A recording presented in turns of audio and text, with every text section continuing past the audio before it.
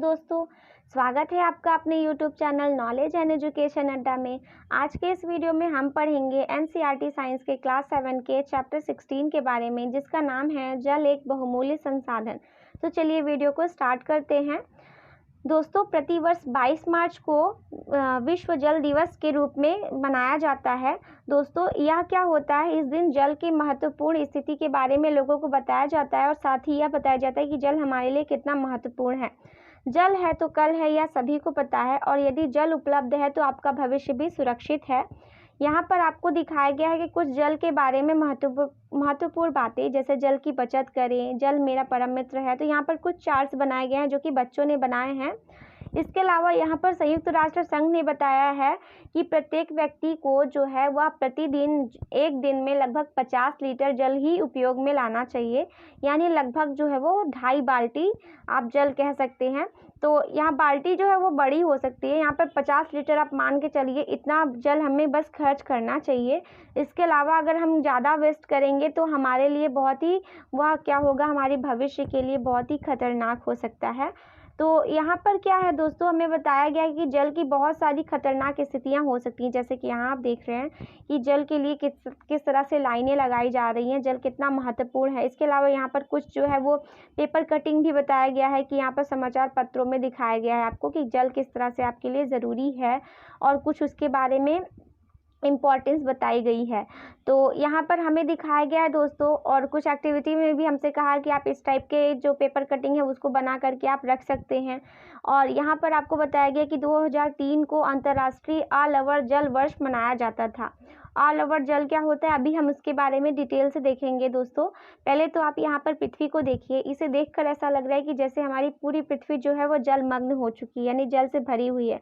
तो ये आप सही सोच रहे हैं कि हमारी पृथ्वी का लगभग जो है वो 71% भाग जल से घिरा हुआ है। लेकिन ये जो सभी जल है वो हमारे योग्य नहीं है, हमारे पीने योग्य नहीं है। पृथ्वी पर उपस्थित समस्त जल है वो समुद्रों, महासागरों, नदियों, तालाबों, बर्फ के रूप में या भूमि जल के रूप में या वायुमंडल में पाया जाता है, यानी हर जगह जो है वह विभिन्न रूपों में उपस्थित है। लेकिन इसमें सभी जल जो है वो मानव के उपयोग में नहीं है। केवल और केवल ऑल ओवर जल ही हम सिर्फ उपयोग में ला सकते हैं, जिसे हम ताज़ा जल बोलते हैं दोस्तों। ऑल ओवर जल का अर्थ होता है जिसमें लवण की उपस्थिति ना हो। लवण का अर्थ होता है जिसमें नमक होता है, यानी कि आपने सुना होगा कि समुद्रों और महासागरों का जो जल होता है वो लवणीय होता है, यानी उसमें नमक होता है, और उसकी वजह से हम उसका उपयोग नहीं कर सकते हैं।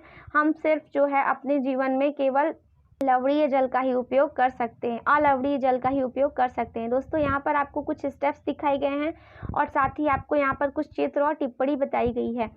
आपसे यह कहा गया है कि आप एक बड़ी सी साइज़ का आप क्या करिए, एक बाल्टी लीजिए जिसमें लगभग 20 लीटर जल आता है। फिर आप उसको देखिए, फिर आप उसमें 5 ml का एक चम्मच लेकर के 100 चम्मच जल जो है लेकर के एक मग में डालिए। फिर आप एक गिलास भरिए और फिर एक चम्मच में जल लीजिए। तो आप इन सब को लेकर के एक चीज़ यहाँ से डिस्कस करेंगे कि जो यहाँ पर जो आपने देखा कि जो बाल्टी का जो जल है वह मान लीजिए कि ये आपकी पृथ्वी पर मौजूद समस्त जल को दर्शा रहा है, और यह जो है इसके अलावा पृथ्वी पर जो है वह उपस्थित ऑल ओवर जल को प्रदर्शित कर रहा है, यानी कि जो मग में उपस्थित जल है वह, और जो ग्लास में उपस्थित जल है यह भूमि या भौम जल के रूप में, यानी भूमि में पाए जाने वाले जल के रूप में है। और इसके अलावा जो बचा हुआ चम्मच में जल है वह जो है झीलों और नदियों में उपस्थित कुल ऑल ओवर जल की मात्रा को दर्शाता है। यानी कि बाल्टी में जो बचा हुआ जल है वह समुद्रों और महासागरों में उपस्थित लवण और खारे पानी का और आंशिक रूप से भौमी जल के रूप में ही दर्शाता है, और यह मानव जल के उपयोग में नहीं लाया जा सकता है। और जो बचा हुआ जल आप देख रहे हैं ये सब जो है यह जो मग में जल है, आप इसको मान सकते हैं कि जो हिमालय वगैरह में जो बर्फ़ के रूप में जो जल उपस्थित होता है या उसको दर्शा रहा है, और साथ ही जो सिर्फ लास्ट में चम्मच में जल बच रहा है वही जल जो है जैसे नदियों, तालाबों या हैंडपंप वगैरह में जो आप यूज़ कर रहे हैं इस समय वही होता है। तो आप इनको देख करके समझ सकते हैं कि कितनी ज़्यादा मतलब कि हमारे यहाँ जल का संकट हो सकता है, कितना कितना कम उपयोग में, जो हम लोग उपयोग में लाते हैं जल, उसकी मात्रा कितनी कम होती है, फिर भी हम उसे वेस्ट करते जा रहे हैं। तो ऑल ओवर जल की मात्रा पृथ्वी पर उपलब्ध जल की कुल मात्रा का 0.006% होता है दोस्तों। इतना कम वाटर जो है वो हमारे डेली लाइफ के लिए होता है। यानी कि इतना ही वाटर जो है, ऑल ओवर जल, जिसको हम नहाते हैं, पीते हैं, सारा काम जो करते हैं, वो 0.006% जल, सिर्फ इतना ही सिर्फ बचा हुआ है। तो जल की यहाँ पर कई अवस्थाएं बताई गई हैं दोस्तों। जैसे जल जो है वह कई जगहों पर पाया जाता है। जैसे पृथ्वी में जो है वह ठोस के रूप में भी, द्रव के रूप में भी और गैस के रूप में। ठोस के रूप में जो जल होता है वह बर्फ के रूप में उपस्थित होता है, जैसे कि हिम वगैरह में आपने देखा होगा, या फिर पर्वतों में आपने ग्लेशियर वगैरह में भी देखा होगा कि आप जो ढके रहते हैं बर्फ से, वह क्या है, हमारा ऑल ओवर जल ही है। लेकिन वह जो है उपयोग में नहीं लाया जा सकता क्योंकि वह पिघला हुआ नहीं, वह ठोस रूप में है। दूसरी पॉइंट है द्रव के रूप में जो जल होता है वह आपने देखा महासागरों, झीलों, नदियों सभी में जो पाया जाता है। यहाँ लवण और ऑल ओवर दोनों उपस्थित होंगे। और तीसरा जो है वो गैसीय अवस्था में जल, जो हमारे आसपास वायु में जलवाष्प के रूप में उपस्थित होता है। तो जल का उसकी तीनों अवस्थाओं में जो चक्र होता है वह, उसकी कुल मात्रा जो है वह स्थिर बनी रहती है। तो समस्त मानव जनसंख्या तथा अन्य सभी जीव जो है वह जल का उपयोग करते हैं। तो यहाँ पर दोस्तों हमें बताया गया है कि जल चक्र के बारे में एक्टिविटी 16.3 में दिखाया गया दोस्तों कि किस टाइप से जल चक्र होता है। मैं आपको एकदम क्लियरली ये डायग्राम समझा देती हूँ कि सबसे पहले आप देखिए कि तालाबों या फिर झीलों या फिर जो भी खुला अवस्था में जल है, जब उस पर सूर्य का प्रकाश पड़ेगा तो वाष्पोत्सर्जन होगा और वह जल वाष्प बनकर ऊपर उठेगा। और जब उस जल का क्या होगा, वाष्पन होगा, फिर से उस जल का क्या होगा, वाष्प बनने के बाद वो बादल बनेंगे और उनका संघनन होगा और वापस से वर्षा के रूप में वह नीचे की ओर गिर जाएगा दोस्तों। फिर उसके बाद आप क्या करेंगे, उसी जल का जब आप देख रहे हैं कि वह पुनः से वर्षा के रूप में नीचे आकर गिर रहा है, और फिर जब वह नीचे आकर गिरता है तो उस जल को हम क्या करते हैं, स्टोर भी कर सकते हैं, और चाहे तो नहीं, हम वैसे तो नहीं करते लेकिन हमें स्टोर करके रखना चाहिए रेन वाटर हार्वेस्टिंग करके। फिर उस जल का क्या होता है दोस्तों, फिर से वो पुनः नदियों, तालाबों और भूमि जल में उपस्थित हो जाता है और पुनः जो है फिर से वह अंदर की ओर उसका मतलब कि निस्यंदन हो जाता है, यानी कि वो फिर से अवशोषित हो जाता है ज़मीन में और नदियों तालाबों में भरता है। फिर से वापस से उसका वाष्पोत्सर्जन होगा और वर्षण होगा, और यही प्रोसेस जो है वो चलता रहता है, और इसकी वजह से जल की जो है वो पूर्ति होती रहती है। यानी कि जो भी जल है दोस्तों, वहाँ पर क्या होता है कि जल का निकास और जल का जो निकास है और इसके अलावा जल की जो उपलब्धि है, ये हमेशा निरंतर बनी रहती है। और आपने देखा होगा कि कभी कभी जल की इतनी कमी हो जाती है कि लोग जो है वो दूर से जा करके जल लेकर आ रहे हैं। जैसे कि यहाँ पर आप देख रहे हैं घरेलू महिलाएं को और भी काम होते हैं, इसके अलावा बच्चे जो हैं वह स्कूल ना जा करके पानी भरने का काम करने लगते हैं, जिसकी वजह से उनके स्कूल की पढ़ाई का लॉस होने लगता है। तो यहाँ पानी एक महत्वपूर्ण जो है वह कार्य हो जाता है और पानी की बहुत ज़्यादा समस्या हो जाती है। तो इस समस्या से हमको छुटकारा पाना चाहिए। तो यहाँ पर बहुत बड़ी बात है कि जैसे जनसंख्या जितना ज़्यादा बढ़ते जा रहा है, उतना ही ज़्यादा जो है जल की कमी होती जा रही है। तो जल एक महत्वपूर्ण स्रोत है जिसमें भूमि का जल जो है वो बहुत ही महत्वपूर्ण होता है। जैसे कि आपने देखा होगा जो गड्ढे वगैरह में जो जल भर जाते हैं दोस्तों। इसके अलावा आपने सोचा होगा कि जब कभी मान लीजिए कहीं दूर जगह पर आप चले जाइए, तो या फिर किसी नम जगहों पर आप चले जाइए, अगर आप वहाँ पर थोड़ा सा खोदते हैं तो आपको पानी की वहाँ पर कुछ मात्रा मिलेगी, यानी भूमि जो है वो कुछ नम टाइप की मिलेगी। उसको आप और गहराई तक खोदते चले जाइए तो आपको वहाँ पर क्या मिलेगा, एक पानी का वहाँ पर आपको पूरा स्रोत मिलेगा। तो इस टाइप का जो ज़मीन के नीचे जो पाया जाने वाला जल होता है उसे हम भौम जल कहते हैं। तो भौम जल स्तर के नीचे पाया जाने वाला जल ही भौम जल कहलाता है। और वर्षा का जल जो अन्य स्रोतों से पाने वाला जो भी जल होता है वो रिस करके भूमि कहता है, और फिर बाद में वह क्या हो जाता है, अंतःस्यंदन हो जाता है उसका। और फिर दोस्तों इसी प्रकार जो है भूमि का जल जो है वो पुनः जो है परिपूर्ति हो जाती है, यानी कि जो भी वाटर हमने वेस्ट किया था उस वाटर का पुनः से क्या होगा, पुनः वो वापस जब बारिश के रूप में नीचे आएगा और पुनः जो है वह भूमि में एकत्र होता जाएगा। लेकिन इसका हम बहुत अधिक मात्रा में उपयोग नहीं कर सकते हैं। अगर हमने ज़्यादा मात्रा में उपयोग कर लिया वाटर का, जो हमारा ज़मीन से प्राप्त होने वाला जल है, तो ज़मीन में भी उसकी क्या हो जाएगी, कमी हो जाएगी। तो यानी कि भौम जल स्तर जो है वो तब तक प्रभावित नहीं होता है जब तक कि हम केवल उतना ही जल निकालते हैं जितना कि प्राकृतिक प्रक्रमों द्वारा हमें पुनः प्राप्ति हो जाती है। इसके अलावा दोस्तों, जल की पर्याप्त रूप से पुनः पूर्ति न होने पर भौम जल का जो स्तर है वह नीचे गिर सकता है, और ऐसा होने के लिए बहुत सारे कारण हो सकते हैं, जैसे जनसंख्या में वृद्धि हो सकता है, औद्योगिक कारण भी हो सकता है, या फिर कृषि की गतिविधियां भी हो सकती हैं। दोस्तों, जनसंख्या का प्रसार होने पर जल की मांग जो है वो बढ़ती चली जाती है। लोग जो है वो कृषि करने के लिए भूमि का उपयोग करने लगते हैं। तो जिन जगहों पर जो है, अगर मान लीजिए आपने घर बना लिया, जैसे आपको भी पता है कि जैसे पक्के जगहों पर अगर फर्श पर अगर वाटर डालिए, पानी को डालिए, तो वो अवशोषित नहीं होगा, जबकि आप घास के मैदानों में या फिर किसी खुले मैदान में पानी को डालिए तो अवशोषित हो जाएगा। तो इसी बात को आप समझिए, अगर उस जगह पर घर बन गया तो पानी का अवशोषण नहीं हो पाएगा, जिसकी वजह से भूमि का जो जल स्तर है वह नीचे चला जाएगा। तो इस वजह से क्या हो रहा है, जनसंख्या जो है वो बढ़ता हुआ जनसंख्या जो है हमारे लिए एक बहुत ही मुसीबत का कार्य होता जा रहा है। तो इस प्रकार एक और हम अधिक भौम जल का उपयोग कर रहे हैं, और दूसरी ओर विभिन्न प्रकार के निर्माण कार्यों के परिणाम स्वरूप हम भूमि में जल के अवश्रवण के अवसर को कम कर रहे हैं। तो इसके कारण भूमि जल का जो स्तर है वो अवक्षय होते चला जा रहा है, और बहुत से शहरों में के लिए यह चिंताजनक विषय बना हुआ है। तो बढ़ते हुए उद्योग भी इसके लिए बहुत ही जो है वो रिस्पॉन्सिबल हैं। तो क्या हुआ, जब जल का उपयोग जो है वो सभी उद्योगों द्वारा किया जाता है, हमारे उपयोग में आने वाले लगभग हर वस्तु के उत्पादन में कहीं ना कहीं जल की आवश्यकता होती है, और उद्योगों की संख्या निरंतर बढ़ती जा रही है। अधिकांश उद्योगों द्वारा उपयोग किया जाने वाला जल भूमि से ही निकाला जाता है। जैसे कि आप यहाँ पर देख रहे हैं दोस्तों कि आप क्या करिए, जैसे आप किसी जगह पर जाइए और फिर वहाँ पर क्या करिए, अपने हमारे दैनिक जीवन में उपयोग किए जाने वाले और इनसे प्राप्त होने वाली वस्तुओं की सूची बनाइए, तो आपको पता चल जाएगा कि कितनी मात्रा आपको वहाँ पर जल का उपयोग किया जा रहा है, और किस प्रकार बढ़ते हुए उद्योग धंधे जो है वो भूमि जल के स्तर के नीचे गिरने के लिए उत्तरदायी होते जा रहे हैं। और कृषि कार्य भी है बहुत ही रिस्पॉन्सिबल, ये भी उत्तरदायी है भूमि के जल को कम करने के लिए, क्योंकि कृषि कार्य के लिए हम क्या करते हैं, ज़्यादा से ज़्यादा जो है सिंचाई के लिए हम नहरों पर ही निर्भर हैं। नहरों से मान लीजिए जल नहीं प्राप्त हो रहा है तो हम क्या करते हैं, भूमि में खुदाई करके जल प्राप्त करने लगते हैं भूमि के जल से। तो इस प्रकार से अगर निरंतर कृषि बढ़ती जाएगी तो भूमि जल का उपयोग होता जाएगा, और भौम जल की मात्रा जो है वो गिरती चली जाएगी, उनमें गिरावट आएगी। दोस्तों, जल का यहाँ पर वितरण जो है वो सब जगह एक समान नहीं है।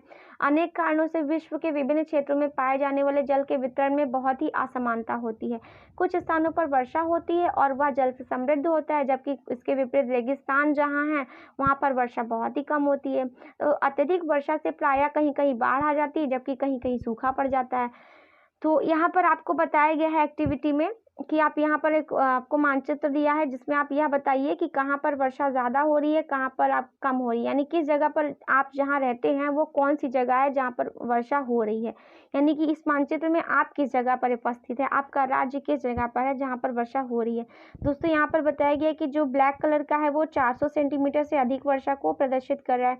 इसके अलावा जो ये लगभग ये डार्क बैगनी कलर है वो 200 से 400 के 20 सेंटीमीटर वहाँ पे वर्षा होती है। इसके अलावा जो ब्लू कलर का दिख रहा है वहाँ 100 से 200 सेंटीमीटर की वर्षा होती है, ये वाला। और फिर इसके अलावा यहाँ पर जो उससे भी हल्का कलर दिख रहा है, ये वाला पोर्शन, यहाँ पर जो है वो हमारी 100 मतलब 50 से लेकर 100 के बीच में वर्षा होती है। इसके अलावा 40 से 60 के बीच में, और फिर लास्ट में जो है 0 से 20 के बीच में वर्षा होती है, यानी कि वर्षा बहुत ही कम होती है, जो सफ़ेद वाला भाग दिख रहा है आपको वहाँ पर। तो इस टाइप से हम भारत के मानचित्र से समझ सकते हैं कि कहाँ पर कैसी वर्षा होती है।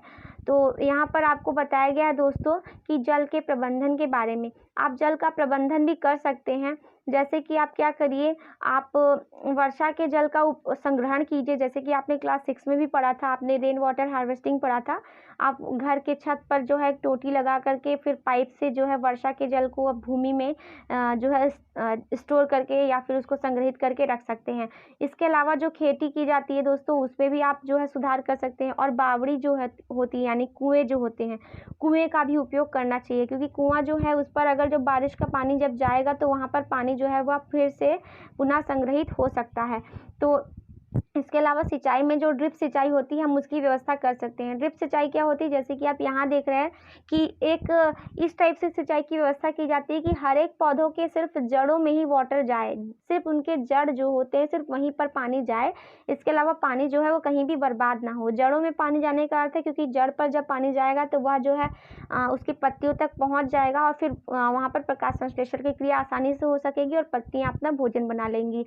तो इस टाइप से पूरे पौधों को भोजन मिल जाएगा दोस्तों। तो पानी जो है वो पौधों के लिए बहुत ही ज़रूरी है। तो अगर उनकी जड़ों पर पानी पहुँच रहा है तो वो पौधा जो है वो आसानी से विकसित भी हो जाएगा और साथ ही पानी की जो होगी वो बचत भी हो जाएगी।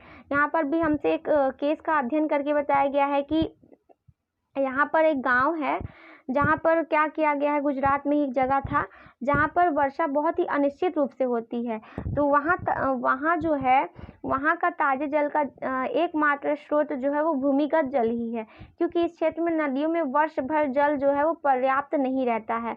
यहाँ पर जल की मांग जो है वह बढ़ गई और भूमि के जल का उपयोग पुनः पूर्ति होने वाले जल से कहीं अधिक होने लगा और यहाँ पर जल का स्तर जो है भूमि का वो निरंतर गिरता चला गया। फिर 1989 में गाँव वासियों ने क्या किया, एक संगठन बनाया और फिर उन लोगों ने जो है वहाँ पर एक डैम बना करके पानी को रोकने की कोशिश की, जिसके कारण वहाँ पर पानी की जो पूर्ति है वह मतलब पानी की जो कमी थी वो पूरी हो गई।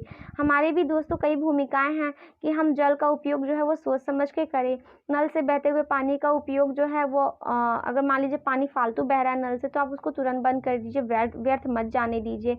इसके अलावा आप बहुत सारी अपनी आदतों को भी सुधार सकते हैं। ब्रश करते समय लगातार नल को खुला मत छोड़िए। फर्श की धुलाई करने की वजह आप पोछा लगा सकते हैं दोस्तों यहाँ पर।